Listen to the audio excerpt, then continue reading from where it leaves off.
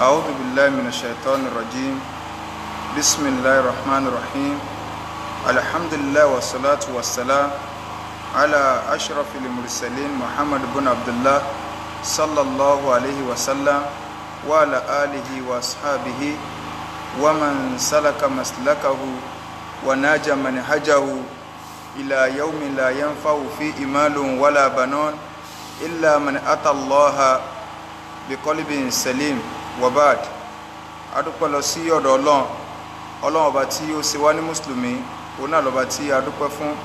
À ń tọrọ àlékún ìkẹ́ àti ìgẹ̀ fún aṣọ́jáde Nábì wa Muhammad sallallahu alaihi wasallam. Ìkẹ́ Ọlọ́run kó máa bá ànábì àti àwọn ará ilé rẹ̀ àti àwọn sàhábà rẹ̀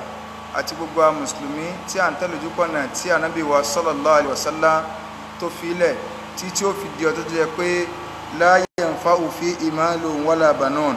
owó àtọmọ ò ní ṣàǹfààní tó bá dijọ́ náà illa man ata Allaha bi qalbin salim, àfẹn tó bá pàdé Ọlọ́run ọba àlekíọlá pẹ̀lú ọkàn tó là kúrò níbi ẹbọ ṣíṣe àti ìwà nifaq. À ń fi àánú Ọlọ́run a fi ń bẹ lọ́run àdánwò tí yóò bá wa táfílà sí ìsìláàmù mọ́ Ọlọ́run má jẹ́ kó ṣẹlẹ̀ sẹ́ni kọ̀ọ̀kan wa. Àwa ń fi àsìkò yìí a fi ń ṣàdúrà fún gbogbo àwọn àfáà tí wọ́n kọ́ alẹ́ kọ̀ pátá, ẹni tó ti bọ́dì sálíkì àmọ́ nínú wọn Ọlọ́run bá ní foríjì wọn, àwọn tí wọ́n ń bẹ láyé nínú wọn Ọlọ́run bá ní wà pẹ̀lú wọn wọlá àjọ kan oṣù rẹ wọlá gbólóhùn la ilaha illallah. So gbogbo àwọn tí à ń wò wá káàkiri orí àgbáláyé Ọlọ́run bá nìkọ́lá wà pẹ̀lú ẹnì kọ̀ọ̀kan wa wọlá àjọ kan oṣù rẹ wọlá gbólóhùn la ilaha illallah. Gẹ́gẹ́ bí a ti rí àkọlé tí a fi síta, òun náà ni tafsiri suratul fatiha, àlàyé lórí suratul fatiha. So súra yìí tó jẹ́ pé mùsùlùmí gidi kò gbọdọ̀ má máa kà lórí ìrun lójoojúmọ́. So kí ni túmọ̀ súra yìí, kí sì ni ìwúlò rẹ̀? Gbogbo wa òun la gbọdọ̀ lọ mọ̀ suratul fatiha láti lè máa kà, láti lè máa fi kírun àti láti lè máa lò fún nǹkan míì tí ìsìláàmù tó ṣe kíni o tó sọ pé kí á lò fún. Ba'da a'udhu billahi minash shaitanir rajim.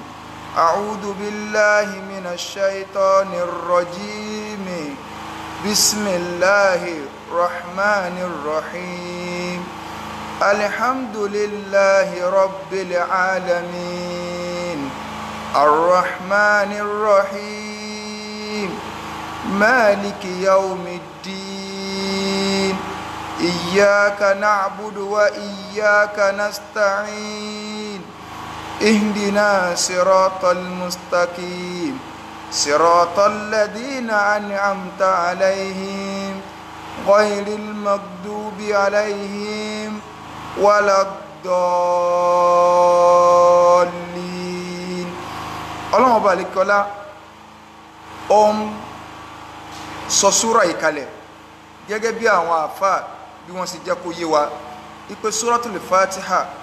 ìyapẹnu ń bẹ lọ́dọ̀ àwọn àfáà yìí pé níbo ni Ọlọ́run ọba àlékiọlá ló ti sọ kalẹ̀. So apá kan àwọn àfáà sọ yìí pé Mẹ́kà ni wọ́n ti sọ kalẹ̀, apá kan àwọn àfáà sọ yìí pé ìlú Madina ó ní wọ́n ti sọ kalẹ̀. Síwájú kó tó di pé a máa ṣàlàyé lọ, a ní nǹkan kan tó jẹ́ yìí pé nínú ṣẹ̀ríà à ń pè ní mahabatul wahyi, ààyè tí wáyé ń sọ̀kalẹ̀ sí. Ààyè méjì náà ni imma Makka wa imma Madina. Ìmọ̀ kí wáyé ó sọ̀kalẹ̀ fún Ànábì ní Makka tàbí kó sọ̀kalẹ̀ fún ní Madina. Ìntọ́ba bó láti wá pín gbogbo àwọn àyà tó bá sọ̀kalẹ̀ ní Makka ó là ń pè ní makiyya, àwọn àyà Makka. Àwọn àyà tó bá sọ̀kalẹ̀ fún Ànábì wa sallallahu alaihi wasallam nílùú Madina ó là ń pè ní madaniya, àwọn àyà tó sọ̀kalẹ̀ ní Madina. Ṣùgbọ́n bó la sì fẹ́ máa mọ̀ ti Mẹ́kà àti ti Madina, àwọn àfáà jẹ́ kó yá pé gbogbo ń tó bá ṣẹlẹ̀ sí ó ń ṣe Ọlọ́run sallallahu alaihi wasallam síwájú kó tó fi Mẹ́kà sílẹ̀, gbogbo àyà tó bá sọ̀kalẹ̀ ńgbà náà á mọ̀ pé ní àyà Mẹ́kà, kódà kò bá má jẹ́nu Mẹ́kà ló wà tó fi sọ̀kalẹ̀. Èyí tó bá jẹ́ pé ńgbà tó ti dé Madina, gbogbo sísọ̀kalẹ̀ rẹ̀ ìgbà t'Ànábì dé Madina ni, kódà kò má jẹ́ pé nu Madina ló wà a máa pè ní madaniya. Síwájú ká tún tó tẹ̀síwájú, kí ni nǹkan tá a fi máa mọ̀ tá a bá tiẹ̀ tí ì rí tafsiri kà tá a ti rọ̀rọ̀ àwọn àfáà kà kí ni tá a fi mọ̀ yìí pé àyà yìí o Mákà ló ti sọ̀kalẹ̀ àyà yìí o Mọ̀dínà ló ti sọ̀kalẹ̀ ká fún aláwọn àpẹẹrẹ bíi 2 sí 3. àkọ́kọ́ àwọn àfáà jẹ́ kó yé wa wípé gbogbo àyà tá a bá ti ń sábà ń rí yá ayu annas tọ́lọ́mbà ti ń lò ń pe ẹ̀yin èèyàn so ọ̀gọ̀ọ̀rọ̀ rẹ̀ Mákà ló ti sọ̀kalẹ̀. bákan náà tá a bá ti ń rí àyà tí ń sọ nípa pé ẹ má mórogún kọ́ mọ́ Ọlọ́run ẹ máa jọ́sìn fọ́lọ́run lóun nìkan ṣoṣo ọ̀gọ̀ọ̀rọ̀ rẹ̀ Mákà ló ti sọ̀kalẹ̀. tá a bá ti ń rí àyà tí ń sọ ń pa ìgbéèdè àlìkìámọ̀ pé Ọlọ́run ó gbé wa dé tó wá jọ́gbé àlìkìámọ̀ o àjíǹde ń bẹ o ìjọ́gbé àlìkìámọ̀ kálukú ó dúró rojọ́ o àwọn àyà tí bá ti ń sọ báyìí ọ̀gọ̀ọ̀rọ̀ rẹ̀ Mákà ló ti sọ̀kalẹ̀. kí láti wá máa fi dá ti Mọ̀dínà mọ̀ òun náà ni àyà tá a bá ti rí yá ayyuhalladhina amanu àyà tó lọ́nà bá ti ń sọ ọ̀kalẹ̀ tí bá ti ń sọ pé yá ayyuhalladhina amanu ìlú Mọ̀dínà òun ni àyà yìí ti sọ̀kalẹ̀. gbogbo àyà tí bá ti ń sọ nípa ogun ìlú Mọ̀dínà ló ti sọ̀kalẹ̀ torí pé ńgbà táwọn mùsùlùmí dé ìlú Mọ̀dínà òun lọ̀rọ̀ ogun jíjà òun ló ṣẹlẹ̀. bákan náà gbogbo àyà tí bá ti ń sọ nípa ìgbàgbọ́ nínú Ọlọ́run àbí àwọn ẹ̀kọ́ yáàyì bó la ṣe gbá bó lè yẹn ṣe máa ń ṣe láàrin ara èèyàn Mọ̀dínà lọ̀gọ̀rọ̀ rẹ̀ ti sọ̀kalẹ̀. àwọn àáfàá wa ń fa mara wọn lọ́wọ́ pé ṣé Suratul Fatiha ṣé Mákà ló ti sọ̀kalẹ̀ ní àbí Mọ̀dínà apá kan àwọn àáfàá sọ pé Mákà ni eléyìí sì ni ọ̀rọ̀ tó fẹsẹ̀ múlẹ̀ jù wípé Mákà ni Suratul Fatiha ti sọ̀kalẹ̀. àwọn tó sọ pé Mọ̀dínà ọ̀rọ̀ yóò fẹsẹ̀ múlẹ̀ dáadáa ṣùgbọ́n ọ̀rọ̀ kẹta tá a tún ní ni pé àwọn àáfàá ní nínú ọlá tí ń bẹ fún Suratul Fatiha ni pé ẹ̀ẹ̀mejì ló sọ̀kalẹ̀ òun nìkan náà ni súrà tó sọ̀kalẹ̀ lẹ́ẹ̀mejì tó jẹ́ wípé ó sọ̀kalẹ̀ ní Mọ̀dínà ó tún sọ̀kalẹ̀ ní Mákà ó sọ̀kalẹ̀ Mákà ó tún lọ Ọlọ́run tó padà tún sọ fánàbí nílùú Mọ̀dínà so a jẹ́ wípé ẹni tó sọ pé Mọ̀dínà ló ti sọ̀kalẹ̀ òun náà tún rí ọ̀rọ̀ sọ díẹ̀ ṣùgbọ́n àwọn àáfàá jẹ́ kó yá yí pé Suratul Fatiha Mákà ni ó ti sọ̀kalẹ̀. súrà yìí orúkọ mélòó ló ní orúkọ rẹ̀ pọ̀ táwọn àfẹ́sìn tí wọ́n kà fún wa wípé àwọn orúkọ tí a lè máa pe súrà yìí pípọ̀ orúkọ rẹ̀ ó fi ń tọ́ka sí wípé súrà yìí ní ọlá gan ọ̀gọ̀rọ̀ mùsùlùmí ní ọmọ pàtàkì súrà yìí nínú àwọn orúkọ tó ní òun náà ni Suratul Fatiha tó jẹ́ pé ńlọ́kọ́mọ́ jù súrà tá a fi bẹ̀rẹ̀ alukur'an tó jẹ́ pé òun ló fi sí Qur'an. bákan náà nínú orúkọ rẹ̀ a máa jẹ́ Ummul Qur'an tàbí Ummul Kitab súrà Ummul Kitab ọgbà ọ̀rọ̀ ìyá tírà so wọ́n ní orúkọ Suratul Fatiha ní òun náà ní Ummul Kitab torí pé òun náà ní ìpìlẹ̀ tí wọ́n bá pe nǹkan ní ummu ìtumọ̀ rẹ̀ náà ní ìpìlẹ̀ òun ní ìpìlẹ̀ gbogbo súrà nínú orúkọ tó ní ni nínú orúkọ míì tí àwọn àfẹ́sìn tí wọ́n ní atúnlẹ̀pẹ̀ Suratul Fatiha òun náà ní Suratu Shifa so súrà ìwòsàn súrà ìwòsàn òun náà ní Suratul Fatiha kí ni n tó jẹ́ ká mọ̀ àwọn àfáà jẹ́ kó yá pé súrà yìí bí èèyàn bá jẹ ìwọ Ọlọ́run a máa lo Suratul Fatiha ní sábà bí mímú ìwọ yẹn kó ń bẹ kódà bí àkekè bá táyàn tẹ́ẹ̀sẹ̀ máa sọ wípé ẹ wá abẹ́rẹ́ kan gbà sí Suratul Fatiha Ọlọ́run a máa lò ó ní ìwòsàn níbi oró àkekè gẹ́gẹ́ bí gbogbo wa náà ṣe mọ̀ta àwọn sọ̀hábà tí wọ́n rìnrìn àjò lójú ayé ànábì wa sallallahu alaihi wasallam tí wọ́n dé ìlú kan tí wọ́n ẹkún wọ́n gbà wọ́n lálejò tí wọ́n gbà wọ́n lálejò mẹ́pẹ́ dákun ẹ jẹ́ ká sùn bíi tí wọ́n ní kò sáàyè tí wọ́n ò sí wọ́n lálejò tí wọ́n ò sí kankan gbogbo náà la mọ̀ta yẹn tí àkekè padà ta ẹnìkan nínú àwọn aráàlú yẹn tí wọ́n ní ẹjá lọ pé àwọn àjòjì yìí wá bóyá wọ́n lè ní nǹkan tí wọ́n lè bá wa sí táwọn sọ̀hábà yẹn fi sọ pé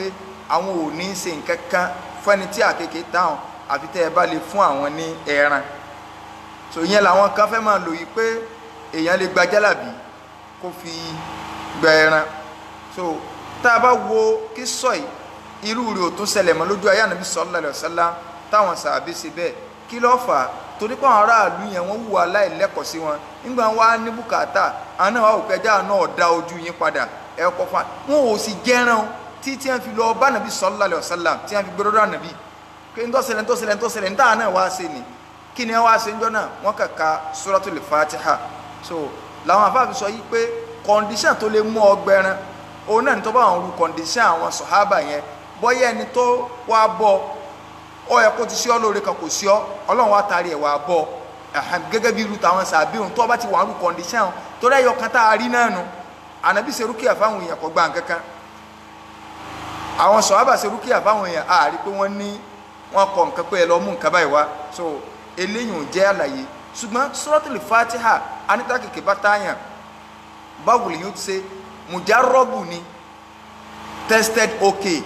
tá a ti dẹ́wù tí èyí ṣe yọkan tí èyí ṣe méjì tí ò ní di pé èèyàn ṣẹ̀ ń darẹ̀ láàmú kódà ìkáyì tó ṣẹlẹ̀ tí ò tí ì tó ọ̀sẹ̀ kan so lọ́dọ̀ wa ń bí so mujarrabu ni a mú suratul Fatiha a kà sínú omi a wà ra fi iyọ̀ sí omi tá a kà sí nǹkan máa bù síbi ojú àkekèé ń báyìí so tẹ́mání ká suratul Fatiha a gbomi sí a gbẹnu sínú omi báyìí òun láfi ra ka omi kékeré so a gbomi sí a gbẹnu síbi omi a kà pẹ̀lú kíkà tó yanrantí ni o kì í ṣe kíkà sí dìnnà sirantalimunta kì í mà so àbí àwọn gbogbo kíkà dáadáa táwọn èèyàn ń ka Kùránì a gbọ́dọ̀ lọ ọmọ suratul Fatiha ká ń yẹ sáàfà kì í ṣe ọ̀rọ̀ Islam ẹ̀sìn ìmọ̀ ni gànàgànà ti pọ̀ jù láwùjọ tá a wà àwọn èèyàn farabalẹ̀ fún ìmọ̀ ẹ̀sìn á lọ jókòó kọ́ ìmọ̀ ẹ̀sìn ni ọ̀gọ̀rọ̀ tí ń pèrè lóhun súnà lóye olódo tí ò lè dá Kùránì ká ọ̀gọ̀rọ̀ tó gbèrè ẹ̀ kalẹ̀ kó ń fẹ́ máa ṣe rúkìyà fáwọn èèyàn tí bá ń ka Kùránì àǹjẹ̀núgun ò lè mìíràn ìkàkùkà ni kì í ṣe kóhun òdùn ní Al-Qur'ani Karimu ní kíkà rubba qari'in lil-Qur'an wal-Qur'an yal'anuhu mélòó mélòó tí ó máa ka Al-Qur'an tí Qur'an ó sì máa gbèsè pé kò yẹ kọ́mọ nìyàn ọmọ lè ṣe àmójútó láti lè máa suratul Fatiha ká gbogbo àti ẹ̀ lọ́ọ́lé kí ó rí pé wọ́n kódà bó ṣoṣù kan ní ọgbà lọ́wọ́ rẹ ni tó fi lè dá Fatiha ká níbọ́lọ̀ ń ṣe sọ̀kalẹ̀ kò yẹ kó le tó báyìí ọmọ ká kọ́ wa lọ wá súrà kékeré bíi mẹ́ta sí ó ń di mùsùlùmí gidi bọ́nu so súrà á kà sínú omi á gbẹnu sí tá a bá rí ewé sídúrù àlèsùn bá àrí kò nídìí àlèmọ́ ewé sídúrù káwá máa bù síbi ojú àkíní àkékè báyìí á máa rí tí oró rẹ̀ ọmọ jáde báyìí so tọ́wọ́ tó wà tó lè gbẹnu síbi tákèké ti tẹni ká máa kà á suratul Fatiha sí pẹ̀lú omi ibi tá a ti kà sómi àtúnyàn ká máa bù sí bẹ́ẹ̀ so a jẹ́ pé nínú orúkọ suratul Fatiha òun náà ni suratul Shifa súra àwòsàn ìdí táwọn àfáà fi pè ní súra àwòsàn náà bákan náà nínú orúkọ rẹ̀ a máa jẹ́ káfíà súra tó tán àwọn àfáà ní kí ló ti fi ń pè bẹ́ẹ̀ òun náà ni pé ọ̀rọ̀ ọ̀rọ̀ kúrò níbi súra míì tó wà ní Al-Qur'ani Karim ṣùgbọ́n súra míì ọ̀rọ̀ ọ̀rọ̀ kúrò níbi suratul Fatiha tó o bá ka Fatiha lórí irun tó o bá ka súra míì ilé onírun ṣùgbọ́n ò lè ka súra míì kọ́ ọmọ ka Fatiha a jẹ́ pé káfíà ni nínú orúkọ tí àwọn àfáà tí wọ́n fún ni a máa jẹ́ sábù màthání ááyà méje àwọn àfáà ní kíni tí a fi ń pè ní màthání wọ́n nítorí pọ́ sọ̀kalẹ̀ dọ́bù ni ó sọ̀kalẹ̀ ní Mẹ́kà ó tún sọ̀kalẹ̀ Mẹ́dínà àwọn àfáà kan ní ara ááyà méje tó jẹ́ tẹ́lẹ́yìn nítorí pé à ń yin Ọlọ́run ọba àlékè ọlá níbẹ̀ ni so oríṣiríṣi ọ̀rọ̀ òun làwọn àfáà sọ lórí ilé a tún máa jẹ́ súratul Asas ááyà àpilẹ̀ wọ́n ní kí ló dé torí pé Fatiha látòkèdè lẹ́ẹ̀tọ́ ọba mọ̀túmọ̀ rẹ̀ ó rí pé gbogbo ń tọ́ wáyé wá sí ni Fatiha nìkan ti kó sínú tó wá jẹ́ pé Fatiha nìkan lọ́lọ́run ọba àlékè ọlá ló bá sọ̀f kalẹ̀ fún àlè umma yìí ó ti tó wá sí ìgbésí ayé suratul Fatiha ìtumọ̀ rẹ̀ látòkèdè lẹ̀ ó rí pé gbogbo òran tàwhídù mẹ́rẹ̀ẹ̀rin àmẹ́tẹ̀ẹ̀ta òun ló ti kó sínú ìmọ̀ Ọlọ́run lọ́kan mẹ́tẹ̀ẹ̀ta nígbà tá a bá ń tu a máa yọ àwọn àǹfààní a máa tún jẹ́ súrátù sọ́lá súra ìrun ń gbọ́ jẹ́ pé òun náà láàkókò ká lórí ìrun bá a bá ka súra míì tó yàtọ̀ sí ànábì ní man lam yaqra bi fatihatil kitab ẹni tí ó bá ti ka suratul Fatiha so la salata liman lam yaqra bi Fatihatil kitab so ẹni tí ó bá lè ka suratul Fatiha ànábì ní kò nírun o so a jẹ́ pé suratu salati ni so àwọn àfáà ní a tún máa jẹ́ suratu du'a sura àdúà torí pé níbẹ̀ náà a tún ṣàdúà ihdina siratal mustaqim nínú ibi tí a ti ṣàdúà nítorí pé ńgbà tá a bá dé bí ìtumọ̀ a máa ṣàlàyé rẹ̀ bákan náà àwọn àfáà ní a tún máa jẹ́ suratul hamdi sura ọpẹ́ so a rí pé sura yìí orúkọ rẹ̀ pọ̀ bórúkọ ń ṣe pọ̀ tó òun náà ní fi ń tọ́ka sí iyì àtẹ̀yẹ àti pàtàkì sura tí à ń sọ̀rọ̀ rẹ̀ yìí ká wá lọ síbi ìtumọ̀ nígbà tá a bá gbọ́ túmọ̀ rẹ̀ yìí òun náà ni a wà sọ ìwúlò rẹ̀ èèmọ̀ ń bẹnu suratul Fatiha akálàsí tá a bá ń sọ túmọ̀ rẹ̀ lọ àwa náà ti máa rí àwọn ìwúlò rẹ̀ kọ̀ọ̀kan torí pé ká tó bọ́ síbi ìdájọ́ rẹ̀ gan ó tún ní àwọn ìdájọ́ lọ́tọ̀ a bẹ̀rẹ̀ tútú alukur'ani yìí súra alápọ̀lẹ́ suratul Fatiha tó jẹ́ pé mùsùlùmí gidi kò gbọ́dọ̀ mọ̀mọ̀ túmọ̀ rẹ̀ pẹ̀lú gbólóhùn a'udhu billahi minash shaitani rajim gbólóhùn al-isti'adha la máa ń pè wíwá ṣọ́ra táwa náà ń fọlọ́ ń wá ṣọ́ra kó lọ́dọ̀ shaitan ẹni ẹ̀kọ́ ẹni ègbé gẹ́gẹ́ bá àwọn àbáwá ti máa ń sọ isti'adha wíwá ṣọ́ra pàtàkì wo ní bẹ ní ara isti'adha gangan ká wá ṣọ́ra ká máa ṣe a'udhu billahi minash shaitani rajim àwọn àfáà ní sórí gbólóhùn a'udhu billahi minash shaitani rajim tó ń fojú di orígun márùn lóní o orígun márùn òní gbólóhùn ní orígun àkọ́kọ́ ní al-isti'adha wíwá ṣọ́ra gangan afẹ́mọ̀ ẹlẹ́ẹ̀kejì òun náà ní al-musta'idhu tálẹ́ntì ó wá ṣọ́ra ẹlẹ́ẹ̀kẹta al-musta'idhu bihi àbí al-musta'adhu bihi kí la fẹ́ fi wá ṣọ́ra ń bẹ̀ ta fẹ́ wá ṣọ́ra pẹ̀lú rẹ̀ wal-musta'adhu minhu in ta fẹ́ fi wá ṣọ́ra ó ní musta'adhu bihi in ta fẹ́ wá ṣọ́ra kó ń bẹ̀ ó di mẹ́rin ẹlẹ́ẹ̀karùn òun náà ni torí kí ni ashay'u alladhi li ajlihi tahsulu al-isti'adha torí kí ni ìwásọ̀ra gan àǹfààní wo la fẹ́ ṣe ń bi ìwásọ̀ra tá a fẹ́ ṣe wọn orígun márùn tó nínú ìwásọ̀ra ọlọ́run ọba àlékiọlá ó pe ànábì wa sallallahu alayhi wa sallam ó pè sákèésì nínú suratul A'raf aya 99 aya 199 200 ọlọ́run pe ànábì sákèésì níbẹ̀ ọlọ́run ọba àlékiọlá ń sọ fún ànábì pé wa imma yanzaghannaka minash shaitani nazghun tí ròyìnròyìn kaba wa bọ́ látọ̀dọ̀ èṣù in tí máa ń jù síyàn lẹ́mìí láti jẹ́ pé kéèyàn ó fi dẹ́ṣẹ̀ tàbí gbogbo ìròkúrò tẹ́sù lè máa fẹ́ gbé sí ọ lẹ́mìí ọlọ́run ti ń bọ̀rọ̀ bọ́lá pé khudhul afwa ìwà ànábì máa ṣàmójúkò wa'mur bil 'urf máa pàṣẹ dáadáa tó bá rí pé dáadáa ni máa pàṣẹ dáadáa wa'rid 'anil jahilin so kó o sì máa gún rí ok nínú suratul mu'minun nìyàn ayé àti fẹ́ máa dàkọ́ mọ́ra wọn so ọlọ́run wá ní tí Ṣaitan tó bá gbé nǹkan sí wà nábì lẹ́mìí kí ni ó ṣe fasta'idh billah wá fọlọ́run wá sọ minash shaitan fọlọ́run wá sọ kúrò lọ́dọ̀ èṣù kó o ṣe a'udhu billah ọlọ́run ọba àlékiọlá ọ̀pá ànábì wa Muhammad sallallahu alayhi wa sallam ọ̀pá láṣẹ pé kó ṣe a'udhu billah kó fi ọlọ́run wá sọ kúrò lọ́dọ̀ shaitan tọ́lọ́run bá ní kànábì ọ̀fọlọ́run wá sọ kí wá ní tèmi àti ẹ lónìí gbogbo ala gbọ́dọ̀ jẹ́ musta'id gbogbo àwọn ànábì Ọlọ́run náà máa ń sọ bẹ́ẹ̀ fún ó sọ bẹ́ẹ̀ fún Musa ó sọ bẹ́ẹ̀ fún Isa ajẹ́ yí pé ṣàìtàn èèyàn ọmọ fọlọ́run wá sọ kúrò lọ́dọ̀ rẹ̀ ni kẹ́nìkan wá ní èṣù yẹn ló ń fẹ́ lọ́sẹ̀ mọ́ tóun ó fi máa ṣègbésí ayé ẹni tọ́lọ́run ti bínú sí lọ́fẹ́ lọ́sẹ̀ mọ́ ìbínú Ọlọ́run náà máa bẹ lórí irú ẹni bẹ́ẹ̀ Ọlọ́run wá ní wà nàbí lọ́mọ yìí pé innahu huwa as-sami'ul 'alim Ọlọ́run ọba àlékè ọlá tá à ń sọ yìí ọba tó gbọ́ ni àṣetá aláàfin wá sọ kó lóyún bí aburú èṣù òun náà ní kí ni o Allah ọlọ́run wá fi ìròyìn méjì ròyìn ara rẹ̀ níbẹ̀ tá a fi mọ̀ yìí pé ẹni tá a lè fi wọ́sọ̀ gangan ó ní Ọlọ́run. Kí náà ni ìròyìn méjèèjì náà? Ó náà ní sẹ̀míà, ọba tí ń gbọ́ ni. In tí wo ò lè gbọ́ nínú aburú tẹ́sù lè ṣe fún Ọlọ́run ọba yìí gbọ́, kò sẹ́dá kan tó sì lè gbọ́ àfọlọ́run. Basir, ọba tó nímọ̀ ni. In tí wo ò lè mọ̀ nínú nǹkan tó lè jáburú tẹ́sù lè dẹ́lẹ̀ nu páńpẹ́ èṣù, ọba ìgbọ́ ọmọ orí gbogbo ẹ̀ arínúròde ni. Kọ̀kọ̀ lọ́dọ̀ rẹ̀ gbangba ni, kò ní kọ̀kọ̀,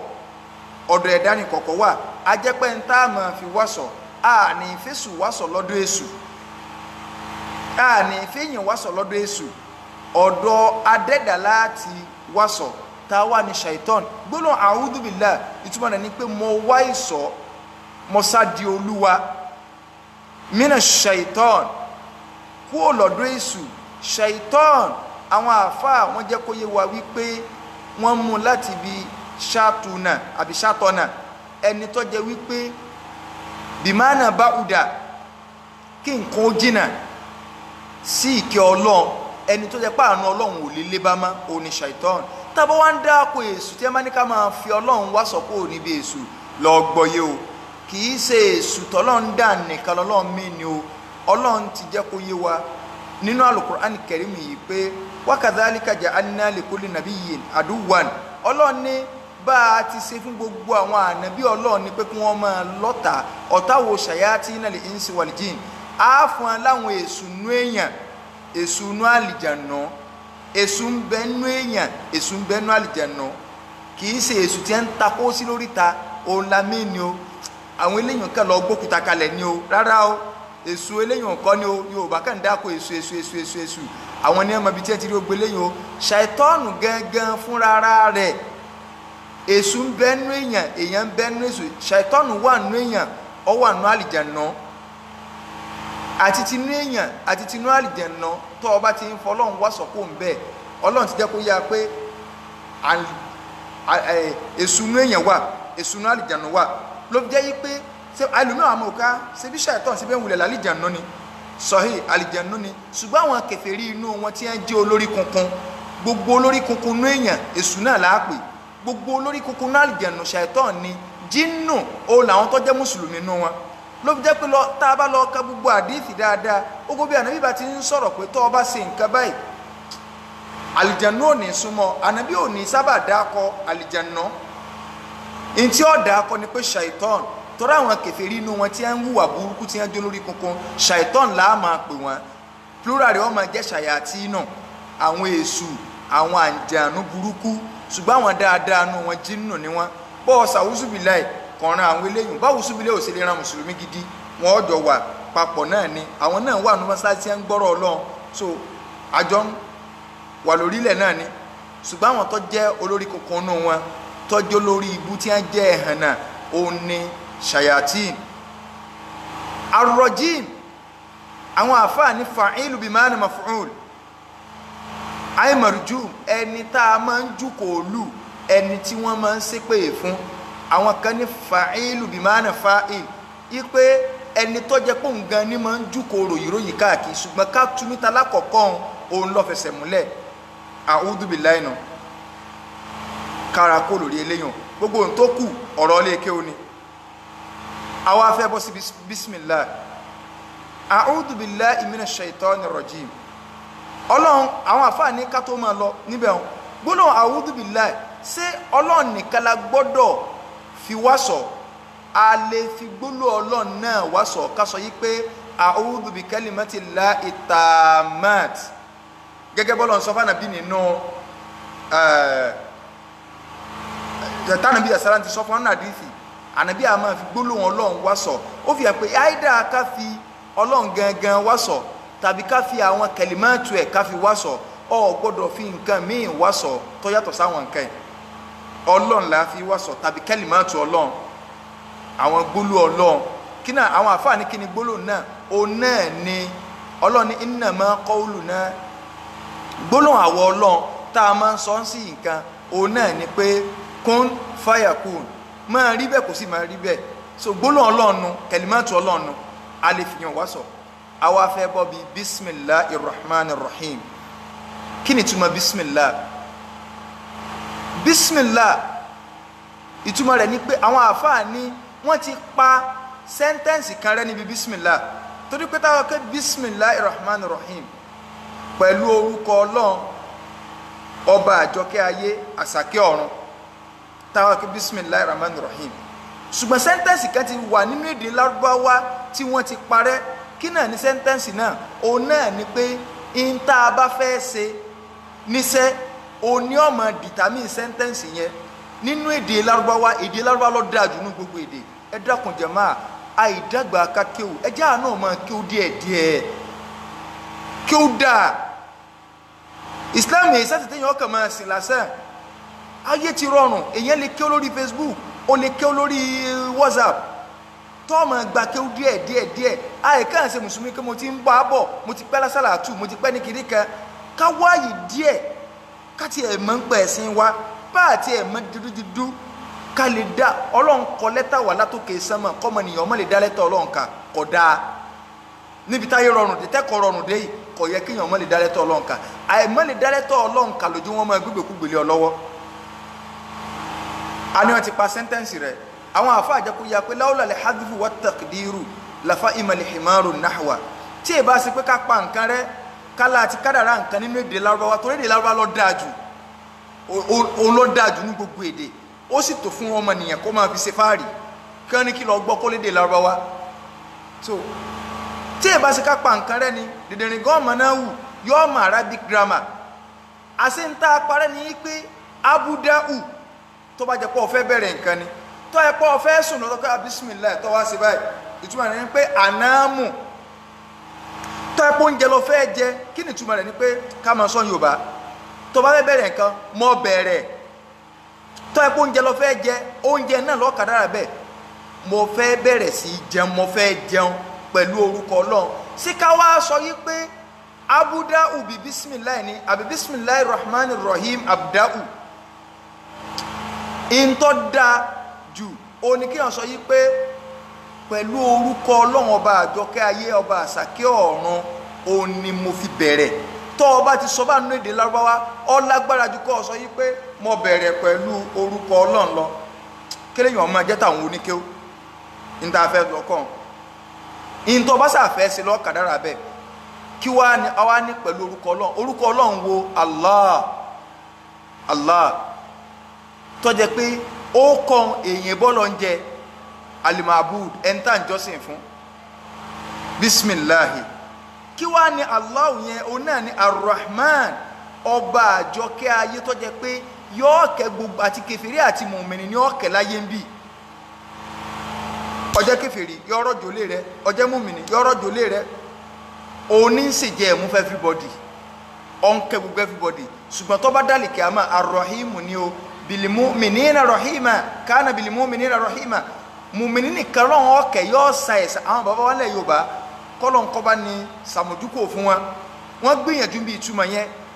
ìtumọ̀ tí a ti fún náà lọ dáa jù wọ́n ní arrahman ọba àjọkẹ́ ayé arrahim ọba àsàkẹ́ ọ̀run àwọn bàbá wa Yorùbá tó múnú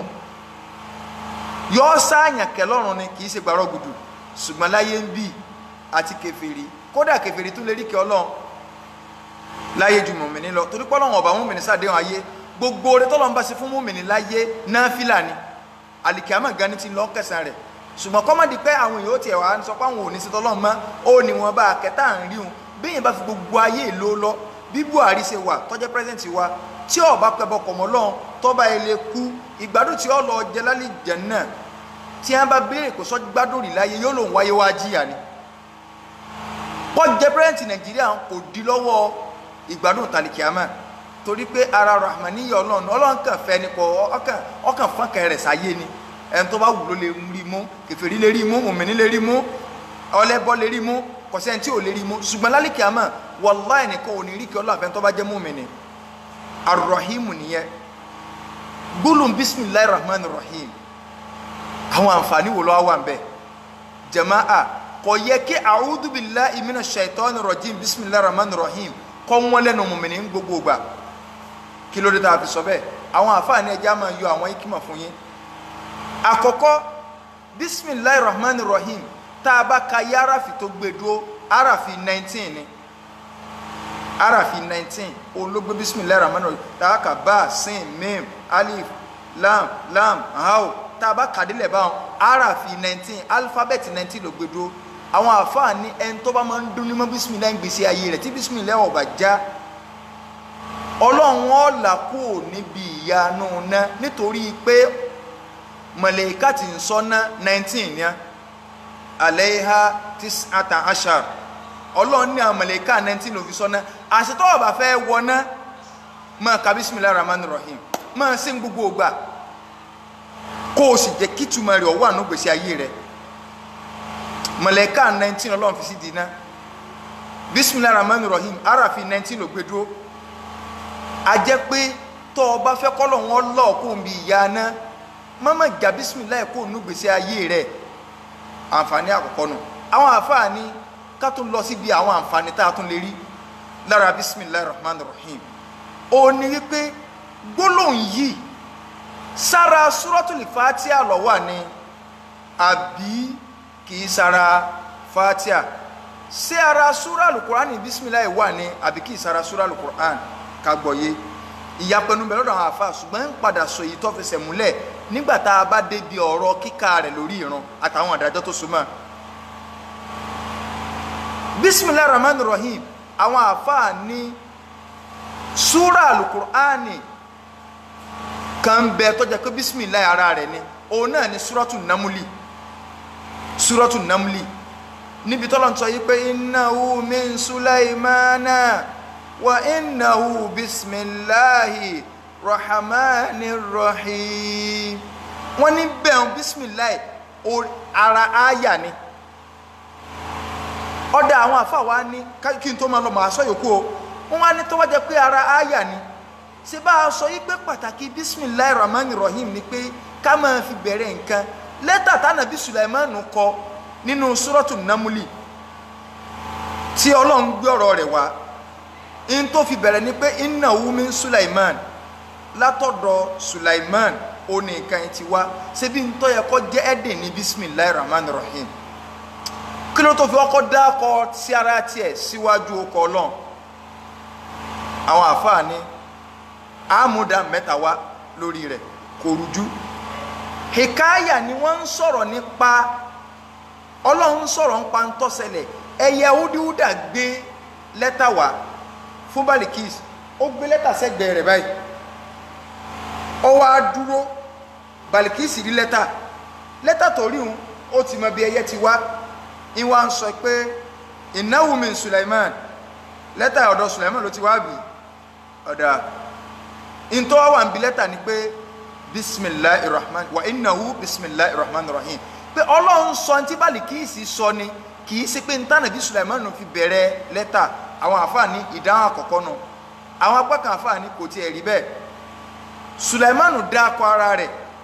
síwájú kó tó dákọ lọ́n pé níbi lẹ́tà innahu min Sulaiman wa innahu bismillahir rahmanir rahim torí pé kèfèrí ló kọ sí tó bá fẹ́ síwì tó bá fẹ́ bú ọlọ́run káfírọ̀ ni kó jẹ́ pé Sulaiman ni ó bú kó mọ́ bá fi bú ọlọ́run torí ó kọ tó bá bẹ̀rẹ̀ ó lè sọ pé kí ni rádaràdà òsì tí wọ́n kọ ẹ̀ kọ́ yá pé Sulaiman rádaràdà ọ̀dà àjùkọ́pọ̀ ọlọ́run rádaràdà lọ Sulaiman wá fọ́kọ rẹ̀ sí bẹ̀rẹ̀ pé innahu min Sulaiman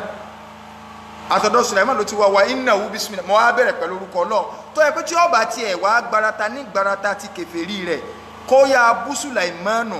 ó péjú kó bú ọlọ́run lọ àwọn àfáà ní rízìnì tó fi rí bẹ́ẹ̀ àwọn àfáà ní ọ̀rọ̀ ẹlẹ́ẹ̀kẹta ó ní pé ẹ̀yìn lẹ́tà ó ní innahu min Sulaimanu wà tó bá sí inú rẹ̀ wà innahu bismillahir rahmanir rahim àṣà gbọ́dọ̀ mọ ẹni tí ọkọ̀ lẹ́tà ẹ̀yìn náà wọ́n sì kọ́ sí from Sulaiman òun ló ti wá lẹ́yìn o pé ìtumọ̀ rẹ̀ nù so ajẹ́ pé suratu àyà bismillahir rahmanir rahim àyà ní nínú suratu namli ṣùgbọ́n sáyà ní nínú suratul fatiha àwọn àfáàfà mara wọn lọ́wọ́ torí pé wọ́n gbà pé àyà ni òun ni wọ́n fi kà á tó fi di àyà méje tàbá ń sọ yí pé suratul fatiha sábù masani ni a ní àyà méje ni tọ́lọ̀ ń fi ń ṣe ẹ̀yìn tàbí tí a ń sọ̀kalẹ̀ lẹ́ẹ̀mejì tí a ń sọ̀kalẹ̀ Mákà tí a tó sọ̀kalẹ̀ Mádínà a jẹ́ wípé àyà méje bismillahir rahmanir rahim àyà lákọ̀ọ́kọ́ àyà kejì ní alhamdulillahi rabbil alamin àwọn àfáà kan lọ síbẹ̀ hàn ṣùgbọ́n inshallah á padà sọ èyí tó fẹsẹ̀ múlẹ̀ fún wa nígbà tá a bá débi kíkà rẹ̀ lórí ìran sáàmà ka bísímìláì kó tó di pé á kírun níbi fatiha káwá lọ síbi ìsúnmọ́ súratul fatiha lábẹ́ ìṣẹ́jú bíi 15 àbí 10 tó kù kásáré lọ síbi ìtumọ̀ torí pé part 2 o láti sọ àǹfààní súratul fatiha àti bá a ṣe máa lò kí ní ìdájọ́ rẹ̀ lórí ìrun bó o láṣẹ ká gbogbo ọ̀pọ̀lọpọ̀ tánàbí lẹ́ni tí ó bá ka fatiha ọ̀gọ̀rọ̀ mùsùlùmí ní kírun lónìí tí ó mọ fatiha ká o tí ó sì nírun káfẹ́sì reality yìí tí ń bẹ́nẹ́sì kọjá táàrán káfẹ́sì reality gidi bó lè yóò sì lè wà súrà áyà méje láti jọ wọn ti wá bẹ́lòmíì kò lè dáka yóò sì pẹ̀rẹ̀ lálàájí yóò pẹ̀rẹ̀ lálàájá àlébù ńlá lélẹ̀ tánàbí sọ fún wa pé lásọ ẹjá máa rántí pé ìrun lójú ayé ànàbí sallallahu alaihi wasallam ẹnìkan kírun báyìí ó kírun tán ànàbí ní wáńbì irji fasalli fa innaka lam tusalli tóun ẹ̀ kí torí pé ò kírun ó sì kí o ànàbí ó kí o ànàbí sì nọlifá ìrun àṣekéṣe ògbẹ́ni tó ń kírun ló ṣe nírun eléyìí ògá tí mùsùlùmí bá fẹ́ rán eléyìí òun gbèsè ayé rẹ̀ kárántì nǹkan míì pé bó ní í ṣe bọ́ọ̀lù ń pàdé lálìkẹ́ àmọ́ idan àwa lọ síbi pé alihamdulillahi rabbil alamin ọlọ́ni alihamdulillahi rabbil alamin kí ni túmọ̀ alihamdu ẹ má jẹ́ àmọ́ tú alihamdu sí pé adúpẹ́ lọ sọ́dọ̀ ọlọ́run alihamdulillahi ìtumọ̀ gbàrọ̀ gùdùnú ìtumọ̀ alihamdu kan ìntàfẹ́ mọ̀ kàlórí ìran ẹ̀ká mọ̀ túmọ̀ rẹ̀ kọ́ ọmọ ẹwà tí ń bẹ́ bí ló jẹ́ pé tẹ̀síìrì tá a fẹ́ máa ṣe a máa ṣe lẹ́ẹ̀kọ̀ọ̀kan báyìí a máa ẹ̀ẹ̀kan lọ́sẹ̀ pẹ̀lú ògbóló a máa ṣe tẹ̀síìrì tá a máa ṣe báyìí a máa ṣe lẹ́ẹ̀kan lọ́sẹ̀ báyìí bí idhnillahil wahidil qahhar bẹ́ẹ̀ ọgbọ́jọ́ friday báyìí a máa ṣe tẹ̀síìrì quran táwa tí wá tí a tán jùsí àmọ̀ láti gbé àwọn súrà tá à ń lò ká mọ̀ túmọ̀ rẹ̀ kì í ṣe ká lọ fi english quran ká ó ò lè gbádùn túmọ̀ quran nílàyé pẹ̀lú english quran jí káwọn àfáàtọ̀ bá gbọ́ yé kí wọ́n tún fún ọ pẹ̀lú ẹwà èdè kọ́ ọkàn ní títúnà lẹ́jì ń pa ìtumọ̀ ní english quran kọ́ àìmọye nǹkan míì tí wọ́n lọ jẹgi má sì fi yorùbá quran má lọ wo yorùbá quran ìtukùtù pọ̀ ń bẹ́ẹ̀ so má lọ wo yorùbá quran jí káwọn àfẹ́sùn tún fún ọ alhamdu ìtumọ̀ rẹ̀ kì í ṣe pé we thank god so ẹ rí i pé in táwọn eléèbó máa ń sọ ni pé all praises and adorations so ẹ̀yìn ní ìyẹn ò mú so gbogbo ẹ̀yìn pátá tọlọ́run ni ìtumọ̀ alhamdulillah nù gbogbo ẹ̀yìn pátá ti ọlọ́run ni tó o bá fẹ́ sọ pé adúpẹ́ lọ́dọ̀ ọlọ́run ṣukuran lillah ìnìyẹn àṣukuru lillah ọpẹ́ tọlọ́run ní í ṣe báwọn kí ni ìyàtọ̀ tí ń bẹ láàrin ṣúkúrù ọpẹ́ àti hamudu àti ẹ̀yìn ìyàtọ̀ ni pé ṣúkúrù téèyàn bá fẹ́ dúpẹ́ yóò máa jẹ́ pé direct kíní sí oore téèyàn rí ni bóyá ọlọ́run fúnyàn lọ́mọ ọlọ́run fúnyàn nílé ọlọ́run ra mọ́tò fúnyàn ọlọ́run fúnyàn láàfíà lẹ́yìn gbàtà rẹ̀ èèyàn ọ̀yá mo dúpẹ́ o oore kan tó rí báyìí físíkù oore kọ́ wá ṣe ṣúkúrù nìyẹn bákan náà hamudu ń tiẹ̀ àtòrò oore o àtòrò oore o ń tó fojú rí o àti ń tó fojú rí o kọ́ọ̀kan máa yin lọ ká mọ̀ kan sára sí ọ ọba alágbára ni ọ kọ́ ọ máa yìn ọlọ́run wá ní alihamdu gbogbo ẹ̀yìn pátá tó dáa lillahi èmi ọlọ́run ni mo ní gbogbo ẹ̀yìn pátá èmi ọlọ́run ni mo ní lillahi ọlọ́run ló ní o ọba èwo ni Allah tá à ń sọ ọba tá à ń jọ́sìn fún un rabbil alamin ọba tó jẹ́ pé òun ló dá gbogbo ẹ̀dá pátá alamu àwọn ẹ̀dá lóríṣiríṣi ẹ̀dá màláíkà ń bẹ ẹ̀dá àlìjànú ń bẹ ẹ̀dá ènìyàn ń bẹ ẹ̀dá ẹranko ń bẹ gbogbo wọn pátátá ló dá wọn Allah Ọlọ́run ní gbogbo ẹ̀yìn pátá tèmi Ọlọ́run ní rí kí mo ní wọ́n máa ń pe suratul Fatiha ní suratul asas súra pìlẹ̀ mo ní torí kíni torí pé gbogbo ìta àmọ̀ sí mọ́ Ọlọ́run lọ́kan gbogbo ọ̀ràn mọ́ Ọlọ́run lọ́kan ló kó sínú a wà lọ síbi pé alhamdulillahi rabbil alamin gbogbo ẹ̀yìn pátá tọ́lọ́run ní í ṣe yẹn kí ló kó sí nínú ìran àmọ́ Ọlọ́run lọ́kan ìran àmọ́ Ọlọ́run lọ́kan pín sí mẹ́ta a ní tawhidu rububiyya ká mọ́ Ọlọ́run lọ́kan níbi pé òun ló ṣe kí ni òun ló dá òun ní tọ́jú gbogbo ń tọ́ dá òun ló sì dá nǹkan ìyẹn ò tí ì sọ̀yàn di mùsùlùmí tọ́lá àwọn kèfèrí náà gbà bẹ́ẹ̀ ìranu tàwídì mẹ́tẹ̀ẹ̀ta rububiyya kéèyàn ọgbà fọlọ́run lẹ́yọ̀kan pé òun ló dá gbogbo nǹkan pé n tó bá ti yàtọ̀ sí Ọlọ́run ẹ̀dá ni adẹ́ẹ̀dá nìkan lọ́lọ́run Suratul Fatiha àyà alákọ̀ọ́kọ́ yìí ó fi rinlẹ̀ fún wa mo ní gbogbo ìran tàwídì mẹ́tẹ̀ẹ̀ta ló kó sínú àyà alákọ̀ọ́kọ́ yìí ó ń fi yẹn rinlẹ̀ fún wa pé alhamdulillah gbogbo ẹ̀yìn pátá lillahi fún Ọlọ́run ọba àlékè ọlá nìkan ló ní o ọba èwo Rabbil alamin ọba tó jẹ́ pé òun ló dá gbogbo ẹ̀dá pátá àsìkò sí ẹnìkankan tó dá nǹkan tí ì bá sọ lọ́n kò sí ẹnìkankan tó dá nǹkankan tá a sọ pé ẹni tó dá nǹkan ní àyàfọ́ lọ́n Ọlọ́run ní khalik gbogbo ohun tó bá ti yàtọ̀ sọ lọ́n makhluku ni ẹ̀dá ni so tawhid rububiyya a ní kèfèrí náà gbà bẹ́ẹ̀ Ọlọ́run tẹ́ bá bi ẹ́ léèrè pé man khalaqa samawati wal ard ta ló dá sánmà àti ilẹ̀ in tí wọ́n sọ náà ni pé Allah Ọlọ́run ló dá ẹ̀yin ẹ bi kèfèrí léèrè pé ta ló dómi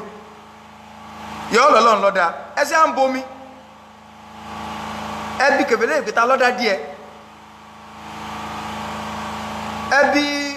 gbogbo wọn pátá gbogbo olóòsà ẹbí ẹ léèrè ń tí ẹbí ológun léèrè pé irin tẹ́ǹtì ta ló dárin yọ́ Ọlọ́run ni ogún gan ọ̀dárin dá sógun ìtàn rẹ̀ wá dálẹ̀ Yorùbá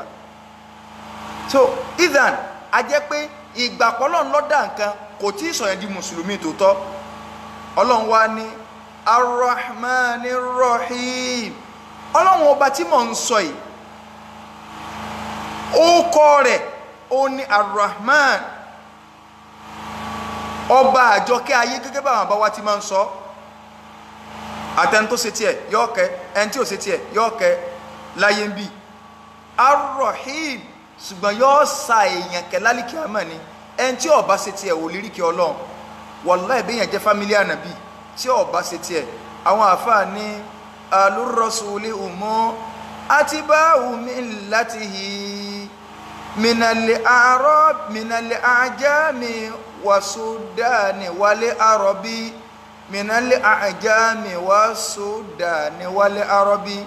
law lam yakun aluhu illa qarabatahu sallal musalli ala tagi abi lahabi sallal musalli ala tagi abi lahabi afani alur rasul àwọn ará ilé ànábì hum atiba'u millatihi gbogbo ń bá tẹ̀lé súnà ànábì ní ará ilé ànábì o tabansara kan Ọlọ́run bá ní kànábì àtàwọn ará ilé rẹ̀ àwọn àfáàní ṣe ará ilé rẹ̀ ẹ má jẹ́ àmọ́ rò pé àwọn fámìlì rẹ̀ nìkan ni o gbogbo ń bá tẹ̀lé ànábì pàtà ará ilé ànábì nù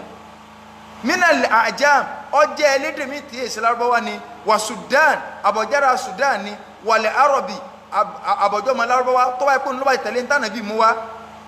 ará ilé ànábì nù kí wàá lẹ̀ rí wa tá a fi sọ bẹ́ẹ̀ àfààní law lam yakun aluhu illa qarabatahu tó bá jẹ́ wípé ará ilé ànábì fámílì ànábì nìkan la bá lọ gbàlérò pẹ̀lú ará ilé ànábì a jẹ́ pé sallal musalli ala tọ́gí àbí láhábí sallal musalli ala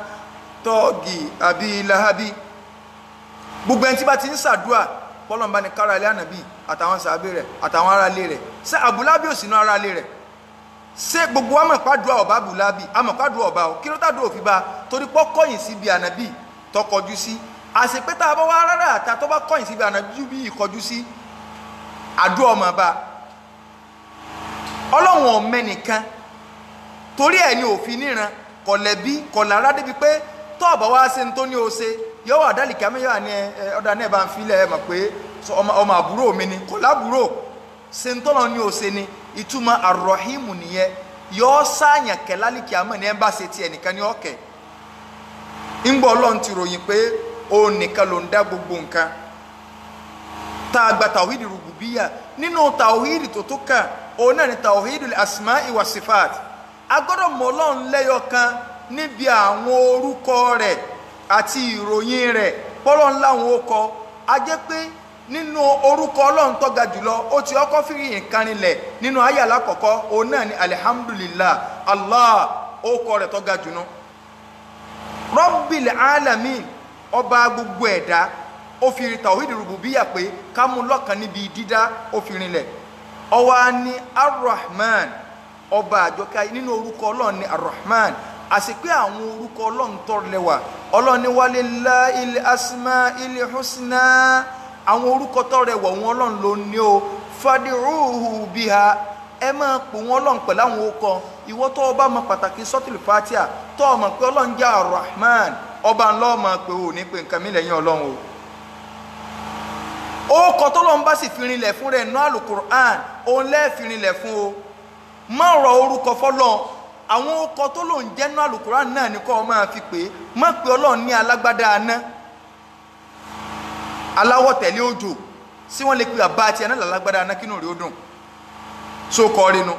abetí ìlú kára bí ajere Ọlọ́run kọ́ ní ń jẹ́ báwọn gbogbo ẹ̀yin tẹ́ ń pera yín sọ̀rọ̀sọ̀rọ̀ ẹ mọ̀rọ̀ sọ o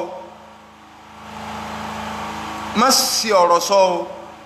ẹ wà máa yẹ lọ ọba òrí bíi níbí ọba ntìrìntìrì ọba kìnnì kan wọn a máa hun àwọn ọ̀rọ̀ kan jọ láwọn àléébù tí ọ̀yọ́ lọ ó pèrè ní arrahman ọ̀làmọ́lẹ̀ ní Al-Qur'an Ọlọ́run ní arrahmanu alàlẹ̀ arishi stawa èmi Ọlọ́run ọba arrahman mo gún wà mo pẹ̀tẹ̀pẹ̀rọ̀ sórí àlàárà sí mi ó pèrè ní arrahmanu bẹ́ẹ̀ ó pèrè ní rahim àsàkí ọ̀run àwa náà lè jẹ́ rahim àwa náà lè ṣàyànkẹ́ láyé kábọ́lọ̀ ń jó kò tí ì sáburú èèyàn lè jẹ́ rahim láì fi àbùdù sí a sì lè jẹ́ abdulrahim ṣùgbọ́n èèyàn ò lè jẹ́ rahman láì fi àbùdù sí torí ò lè kẹ́ gbogbo ẹ̀dá ọba àjọkẹ́ ayé Ọlọ́run nìkan ní jẹ́ bẹ́ẹ̀ ọba àjọkẹ́ ayé ó nìkan ló lè kẹ́ gbogbo ẹ̀dá rẹ̀ kò sẹ́ni tó lè kẹ́ gbogbo ẹni tí ń bẹ lábẹ́ rẹ̀ ọmọ tẹ́ ẹ bá sọ ẹ máa pè ní abdulrahman ẹ ní pè ní ramani má pè bọ̀rọ̀ ramani Ọlọ́run ní jẹ́ bẹ́ẹ̀ ṣùgbọ́n a lè pè rahim torí pọ́lọ̀ náà pé ànábì ní rahim láì fi àbùdù sí Ọlọ́run ní laqad ja'akum rasulun min anfusikum azizun alayhi ma anittum harisun alaykum Ọlọ́run tí ròyìn bá Ọlọ́run ní bil mu'minina ra'ufur rahim ṣe ẹ̀rọ ànábì tí mò ń sọ yìí o oníkẹ́ aláàánú lọ́jẹ́ fẹ́yìn mùmìnì tó bá ló lọ lè òkú 20,000 mo nílọ ò wá mọ́jà ní ìwọ̀n mọ́ gba 5,000 bẹ́ẹ̀ àwọn sẹ́nìkan kẹ́nu wọ́n náà sáyàn kẹ́nu ṣùgbọ́n ìsàkẹ́ ẹ̀tọ̀run Ọlọ́run ló ní alìbàjẹ́ ń bèrè yàn Ọlọ́run ní arrahmanir rahim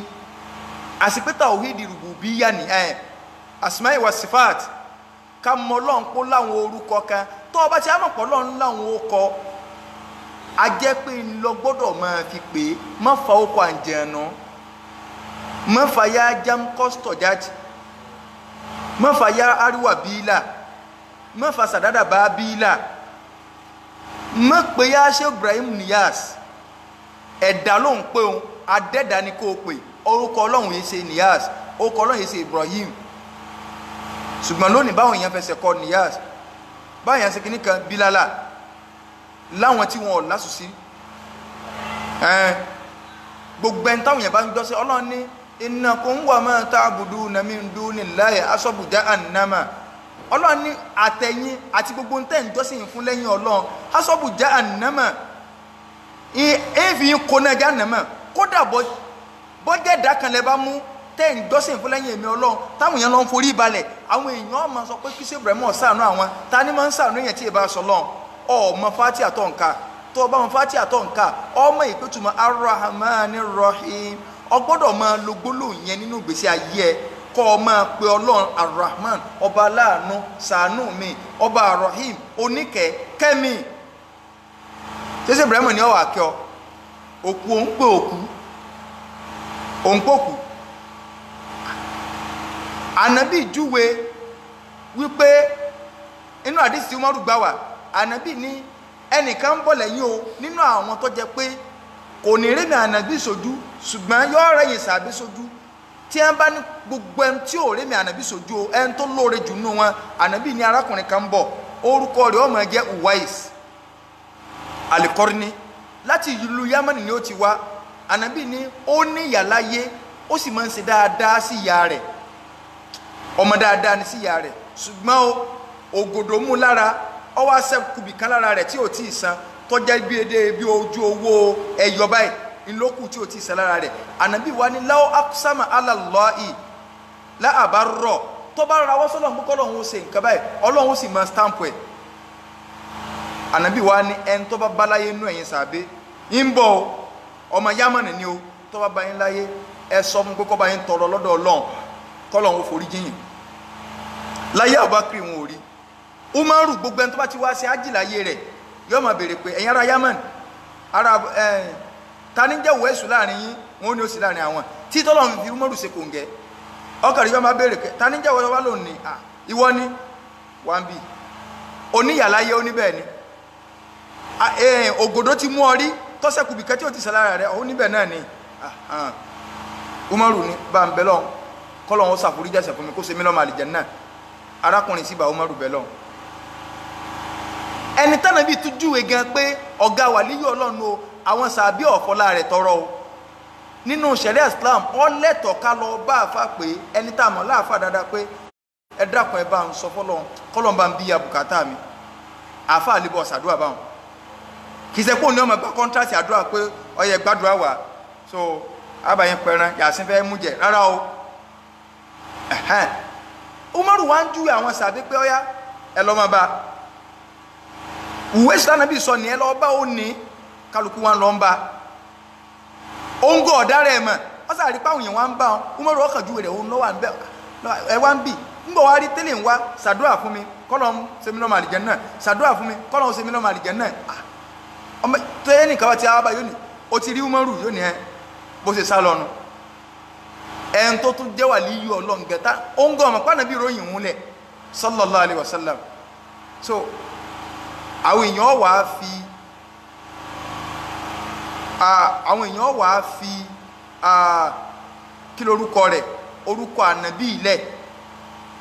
àwọn èèyàn fòókọ Ọlọ́run lẹ̀ wọ́n pọ́ pé ànàbí ọjẹ́yà Abdullahi ibn Ubay ibn Salul kèfèrí ni munafiki ó fẹ́ dasáfù ànàbí rù lójú ọba rọ̀ Mádínà ló bá káwọn kẹjọ náà mùsùlùmí pé ẹjá lọ pariwo fún ànàbí ká máa sọ pé bọ́lọ̀ ń bá fẹ́ rọ̀jò ànàbí ní kíníkà ànàbí ní kíníkà ká máa sí fẹ́ káàkiri Mádínà òun máa ń dasáfù rú ni ló jẹ́ kí gbogbo ẹ̀yin tẹ̀ ń pe nǹkan mí lẹ́yìn Ọlọ́run tẹ̀sí pé ayé mùsùlùmí ẹ̀yin lẹ́ ń dasáfù mùsùlùmí rú hàn òjò ànàbí ní ọ̀rọ̀ òjò kíníkà ní lànàbí bá gbọ́ ànàbí ní pé látẹ̀sítẹ̀gísù bí ẹ má fọlá mi wà nǹkan lọ́dọ̀ Ọlọ́run Ọlọ́run nìkan là á fọlá rẹ̀ wà nǹkan ànàbí wọ́gilé lójú ayé wọn sígbà tánàbí wà wọ́gilé ẹ wá ń lọ ń pàrà àròjọ síbi sàárè sí Ibrahim Senegal nínú ìlú tí wọ́n ti ṣẹbọ láyé Senegal jẹ́ kan bẹ̀ ẹ wá ń lọ ọbẹ̀ ẹ wá nítorí kó wà níyọ lọ kó tó di pé abíṣẹ́ Ibrahim sáwọn èèyàn ọ̀sẹ̀ sìn ta ní lọ sìn gàǹgbà náà kó tó di pé ṣé Bílálà tẹ́ ń pariwo káàkiri kó tó di pé sáwọn èèyàn ọ̀sẹ̀ sìn tẹ́ wá ń pe Bílálà kíníkan gbogbo ẹni tí bá ń ṣe bá ń kèfèrí nù ẹ̀ ń pe nǹkan mí lẹ́yìn Ọlọ́run Fátíà tẹ́ ń kà kò yé yín Ọlọ́run ní Ar-Rahmanir Rahim ìtumọ̀ tàwídìí asma'i wa sifati ni ẹ mọ̀ Ọlọ́run lọ́kan níbi àwọn okọ rẹ̀ ó dẹ̀ ti sọ fún yín pé òun láwọn okọ tẹ́rẹ wà nínú Al-Qur'an ó wá ní fadi'uhu biha ẹ máa pè mí pẹ̀lú àwọn okọ ẹ má pè mí pẹ̀lú okọ míì ṣé Bílálà wà ní okọ Ọlọ́run ṣé Níyàsí wà ní okọ Ọlọ́run ṣé Muhammadu wà ní okọ Ọlọ́run ó lòun láwọn okọ tọrẹ wà ẹ mọ̀ nínú àdúrà tánàbí ní tí nǹkan bá gun lẹ́mí tó bá lágbára tán tó fẹ́ kọ́lọ̀ bọ̀ bí àbùkátà ànábì ní kọ́ ọmọ sọ pé Allahumma inni abuduka ibunu abudika ibunu amatika nasiyati biyadika madin fiyya hukumuka adilun fiyya qada'uka as'aluka bikulli ismin huwa lak sammaita bihi nafsaka aw allamta ahadan min khalqika aw istathartahu fi ilmi al-ghaybi 'indak an taj'ala al-qur'ana al-'azima rabi'a qalbi wa nura sadri wa jilaa huzni wa hammi. Ànábì ní ẹni kò ní ṣe àdúrà yìí lórí ìbànújẹ́ tó bá bá àfi k'Ọlọ́run bá mú ìbànújẹ́ nko ńbẹ. Kí ló wà nínú àdúrà inú rẹ̀ náà ni pé wo Ọlọ́run mo ń bi ọ́ léèrè pẹ̀lú gbogbo ko tó sọ rẹ̀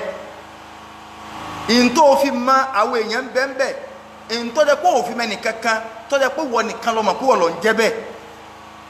in tó sì fi mọ̀ àwọn èyàn ó lè mọ̀ lọ́dọ̀ ara rẹ̀ ṣé uko ni ó jẹ́ ọmọ Ànábì ni ó jẹ́ ọmọ àti Kùránì ó kọ tó bá ti pè rẹ̀ nínú Kùránì ló fi pè ó kọ tá Ànábì bá fi pè Ọlọ́run nínú sunna in ló fi pè in tí ó bá ti fi pè rẹ̀ tí ó fi pè rẹ̀ nínú Kùránì tó bá fi pè àbí tá Ànábì ó fi pè ìwọ lọ ohun oko eléyùn ó defend ẹ̀ wájú Ọlọ́run Ọlọ́run ló ń jẹ́ Ar-Rahman nínú Suratul Fatiha àti mayun ó sì ló ń jẹ́ Ar-Rahim ọba àsàkẹ́ ọ̀run àjọkẹ́ ayé àsàkẹ́ ọ̀run Ọlọ́run wá ní ká tú àyà kan sí láàrin ìṣẹ́jú méjì tó kù Maliki Yawmiddin Ọlọ́run ló ní ìkápá ọjọ́ gbèdé àlìkíyàmá tó bá wù ọ́ lè sọ yí pé Maliki Yawmiddin Imam Abu Hanifa àwọn kan ní Malaka Yawmiddin ṣùgbọ́n kírọ́ àyẹn kírọ́ àtúnṣáàdà so Ọlọ́run ní olùkápá ní ìjọ́ gbèdé àlìkíyàmá àwọn àfáà wá ní só nǹkan lọ́láyé tó fi lóun lọ́run wọ́n ní òun náà lọ́láyé ṣùgbọ́n ìjọ́ tí ìní tí yóò hàn sí gbogbo ẹ̀dá pé ọgbà tó mọ̀ pé òun ló ní àlìkíyàmá ni ṣebí láyé wọ́n bẹ́ lómi ìsọ tí ọgbà bóyá pé ìjọ́ tó bá fẹ́ kú yọ́ mọ̀ lẹ́mìí ara rẹ̀ yóò sì rí ṣùgbọ́n lálìkíyàmá nígbàtí kálukú bá pa kálukú tí kálukú ti wà lábẹ́ ilẹ̀ tọ́lọ̀ wọn wà nígbà Ọlọ́run bá jí kálukú tọ́lọ̀ wọn máa béèrè pé aina li jabbaruna li mutakabbirun gbogbo àwọn tí ń pariwo láyé pé ẹ lọ mú ẹ̀dẹ̀ ẹ̀pá àwa là ń sọ̀rọ̀ ibi àwa ti ń sọ̀rọ̀ kọ́ ẹgẹ́ tó máa sọ̀rọ̀ ẹ̀yin dà lónìí gbogbo ẹ̀yin alágbára ayé dà ẹ̀yin ìjọba ayé dà ẹ̀yin tẹ́ ẹ mọ̀ ní tẹ́ ẹ bá dé lóde ní tẹ́ ẹ bá tú ló tú ẹ̀yin dà Ọlọ́run á máa béèrè pé limani mulikul yawm ta ló ní ọlá ọjọ́ òní ta ló ní kápá ní ọjọ́ òní kálukú ò ní lè sọ̀rọ̀ ṣebí láyé àwọn èèyàn kan sagidi Fíráúnà sagidi nígbà Nábì Mùsá sọ pé Ọlọ́run tí mo ní ọgbà fún òun ló dá sánmà àti ilẹ̀ tó bá sì gbà fún yóò fi ọ́ sínú ọgbà àdẹ̀rẹ̀ tó akérèmọdò ọmọ ṣàkà lábẹ́ rẹ̀ Fíráúnà ní tó bá ní Ọlọ́run ọba rẹ̀ ló ní ọlá sánmà àti ilẹ̀ alaysa li múlíkù Mísírọ̀ èmi náà lèmi náà ní ọlá Mísírọ̀ bọ́lọ̀ ń bá ní sánmà òun ló ní Mísírọ̀ òun lọ́ba Mísírọ̀ Ọlọ́run ọba rẹ̀ ní akérèmọdò tí ọmọ sànú àlìjẹ́nnà wa hadhihi al-anhar tajri min tahti ṣe bí àwọn odò Nile ní River Nile ní abẹ́ ilé mi náà lọ́wọ́ báyìí River Nile mi náà mú ní Ọlọ́run ní ṣe River Nile ní jọ lójú àwọn àfáà ní gbogbo oore tọ́lọ́ ń bá ṣe fún yàn tó bá jẹ́ pé oore lọ́wọ́ àjọ lójú tó fi kọ̀yìn sọ́lọ́run tó fi ń takotọ́ lọ́run ibẹ̀ lọ́wọ́ ti mú parọ́ èèyàn wa Ọlọ́run ní River Nile tó jọ lójú iná ní wàá fi pọ́run Maliki Yawmiddin Ọlọ́run ló ní kápá ní ìjọ́ gbèdé àlìkíyàmá jama'a a máa tẹ̀síwájú bí idhnillah il-wahid al-qahhar ní part 2 tafsir Suratul Fatiha ibi tí a dádúró sí ní lónìí 1 hour gẹ́gẹ́ òun náà la fẹ́ lò so a sì bẹ̀rẹ̀ ní 8:30 9:30 ní ó ti lù í so pẹ̀lú ìyọ̀ǹda t'Ọlọ́run a máa tú lọ tó bá di ọjọ́ mẹ́jọ bí idhnillah il-wahid al-qahhar a sì wá padà sọ àǹfààní a ti sọ àǹfààní kan pé Suratul Fatiha ó wúlò fún oró àkekèé tá a sì mú ẹ̀rí wá mùjárọ́bù sí ni àwa náà ti dáwò dáadáa nínú àwọn àǹfààní Fatiha nù jàmáà níparí ẹ jẹ́ ká lọ ọmọ Fatiha ká o Ànábì ní la salata liman lam yaqra bi Fatihatil kitab ẹni tí ó bá ka Fatiha lórí irun kò nírun o a ti sọ àwọn ókọ tí ń jẹ́ ẹ jẹ́ ká lọ kọ́ bí idhnillahil wahidil qahhar a tó sọ àwọn ìdájọ́ tó so papọ̀ mọ́ Fatiha lórí irun náà àfààní Ọlọ́run bẹ̀ lọ́hùn àwa tá a bá ní béèrè a lè pè mí sórí nọ́mbà tí ó wà níbẹ̀ yálà lórí ètò àbí tí a bá kú ń bẹ̀ tán so a lè bèrèbèrè ntọ́ba rúwa lójú àfààní ọlọ́run bẹ́ẹ̀ lọ èyí tá a gbọ́ ẹ̀ ọlọ́run má ṣe ní ìbàlẹ́jọ́ aburú fún wa o jẹ́ ká bá a níbi tó gbélére wọlé àjọ kan so rẹ wọlé agbóhùn la ilaha illallah ànáwó wa síbi tọ́lọ́run à ń ra dátà ńlá fi ń gbọ́ ogun tá à ń gbọ́ ẹ̀ ọlọ́run mọ́jà kábàámọ̀ láyé ń bì mọ́jà kábàámọ̀ níjọ́ gbéra kíámà wọlé àjọ kan so rẹ wọlé agbóhùn la ilaha illallah gbogbo àwọn àfáà wa tí wọ́n kọ́ wa nímọ̀ tó jẹ́ pé àwọn ọlọ́run ló sábàbí ìmọ̀nà wa ọlọ́run ẹni tó ti bọ́dà àlíkè àmọ́ nu wọn ọlọ́run bá ní foríjì wọn bàbá wa Gbanimádòlè Arabi àwọn òníbó mi ta ti ké ojú bẹ́ẹ̀ ń lọ ọ̀dọ̀ wọn láti mú mi mọ̀ ọlọ́run bá ní foríjì wọn bá ní kẹ́ wọn bá ní sekú ń sinmi fún wọn wọlé àjọ kan so rẹ kò sí nínú ẹ̀kọ́ kọ́ ọmọ sọ pé ọ̀nà yẹn ọlọ́run gbọ́dọ̀ kẹ́ lágbájá rárá ọlọ́run ò ní kọ́ sọ́mọ́ àpò gbọ́dọ̀ kẹ́ ọ máa tọrọ ọ̀kẹ́ ni kódà kò sí inú ìlànà àwọn bàbá wa tí wọ́n fẹ́ ṣàdúrà táwọn bàbá fẹ́ ṣàdúrà gbogbo àwọn bàbá wa ńlẹ̀ Yorùbá tí wọ́n fẹ́ ṣàdúrà wọn ò ní wọ ọlọ́run gbogbo àwọn òkú wa ẹni tí bá ń bẹ nù kẹ́nu wọn ọlọ́run bá ní ṣàlékún kẹ́ rẹ fún wọn ẹni tí bá ń bẹ lọ́wọ́ ọ̀bà wí ọlọ́run bá ní dábàá wí dúró lónìí ẹ̀yin wá já ti wájú ẹja tẹ̀yìn kú ń bẹ̀ ẹ sì máa lẹ tẹ̀lé àwọn bàbá ẹ wà máa ní ọlọ́run bá ní ṣàlékún kẹ́ wọn ta lọ́dọ̀ lójú pé inú kẹ́ni ẹ wà àmọ́ ara wọ́n sọ́lọ́ ní wàlá yá mọ́nù makarallahi illa al-qawmil khasirun ọlọ́run ò dákun o bá ní sànà bá ní kí àwọn bàbá wa bá ní kẹ́ wọn bá ní sàárè wọn ní àbàtà àlìjẹ́nnà má ṣe ní ọ̀gbun kan náà ọ̀gbun nù ná gbogbo àwọn àfáwà tó wà ń bẹ láyé pátá tí wọ́n mójútó súnà tí wọ́n ń fánà súnà káàkiri ọlọ́run má jẹ́ kọ́rọ̀ wọn dàrú o inú ilé tí wọn náà má jẹ́ kó dahoro gbogbo àwa tá a wá jọ́ lọ́mọ kí ó làwa náà ọlọ́run jẹ́ ká dàgbà o jẹ́ káwa náà ò lè mọ kí o jẹ́ àlè já àfa súnà o délẹ̀ o wọlé àjọkà oṣù rẹ o ìmọ̀ rẹ fi yé wa o mọ́gbàmọ̀ kó lórí wa o à ń bẹ̀ wọ ọlọ́run à ń bẹ̀ lọ́n kọ́ sàlékún